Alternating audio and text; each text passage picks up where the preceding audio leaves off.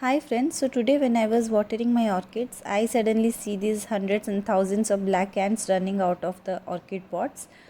I had experienced this sort of thing last summer and here they are yet again. We are experiencing very hot summers and these ants they start colonizing in the orchid pots as the pots they tend to stay cool and moist during this time. And let me make something very clear, these black ants they as such don't damage the plants directly. In fact, there are certain variety of ants which help in pollination of the orchids in the wild, and also there are certain varieties which feed upon the sap secreted by the orchids, thus keeping other pests away. But there are certain varieties of ants which can damage your plants. Like last year, the red ants had somehow gotten into one of my old dendrobium canes and they had completely eaten it from inside out. So, not all varieties are helpful, and if you spot one, two, or a few ants in your growing area, then it's okay. You can just leave them and you don't have to worry about them. But when it comes to infestation of such intensity, then definitely we have to work upon it. And I am no expert in this matter, but with my personal experience and the information that I have gathered, I can say that when ants start colonizing in the pots, they tend to they lead to rapid destruction of the media.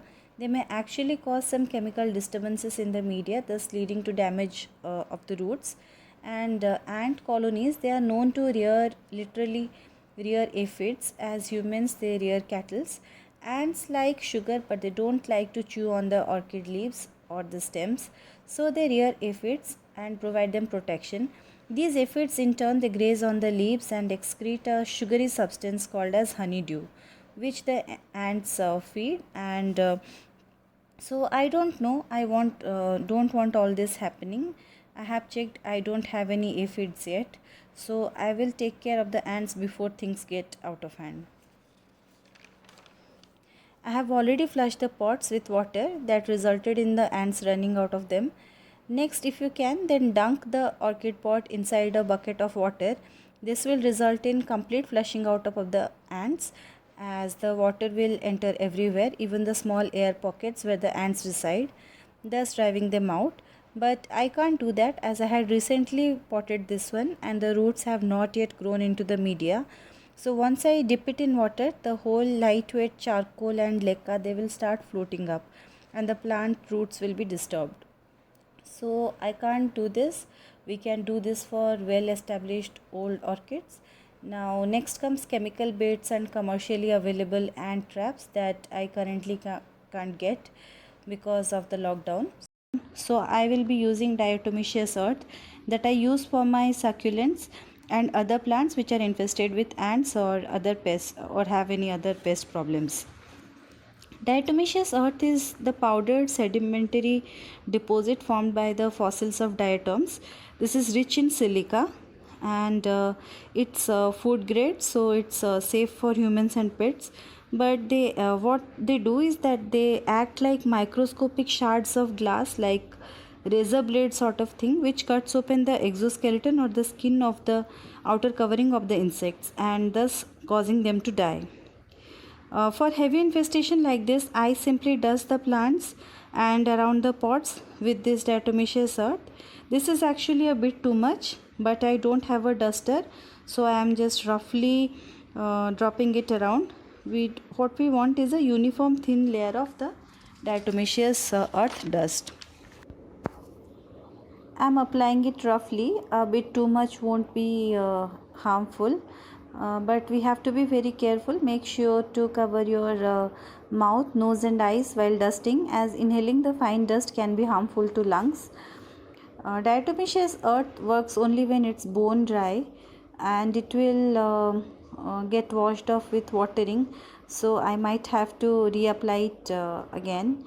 And I have started using it on a regular basis for my succulents to treat and prevent mealybugs, and also in past I have used it on my orchids to get rid of spider mites. For the plants with mild to moderate infestation with mites, what I do is I use about 2 to 3 tablespoons of diatomaceous earth, mix it with about a liter of water and spray the plants thoroughly with it. both the upper and underside of the leaves. Once it dries, it leaves a whitish coating like this. The coating will give protection to the plants against spider mites. The same mechanism of action here also. Once dry, the diatomaceous earth, it will act as a very rough microscopic glass shards sort of surface for the mites and will cut open their exoskeleton, thus killing them. It's a natural and safer alternative, and if you have kids and pets at home and are afraid of using any chemical insecticides, then this is a very promising safer alternative. This is after 2 hours. You can see the diatomaceous earth has dried out and the ants are nowhere to be seen except for a few, and here are a few lying dead. The plants don't look good right now because of the white coating, but this will get washed off with subsequent waterings.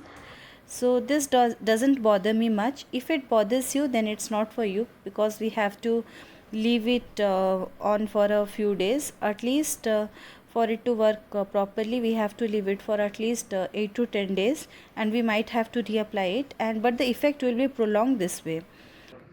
There are numerous methods to get rid of ants, and I have tried many, like spraying soapy water and water vinegar mixture before, but they didn't work for me. This one did work for me, so I felt like sharing.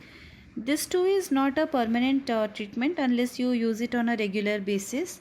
And one more demerit is that it's not selective. Like with the prolonged and repeated application, it might cause harm to the beneficial insects as well.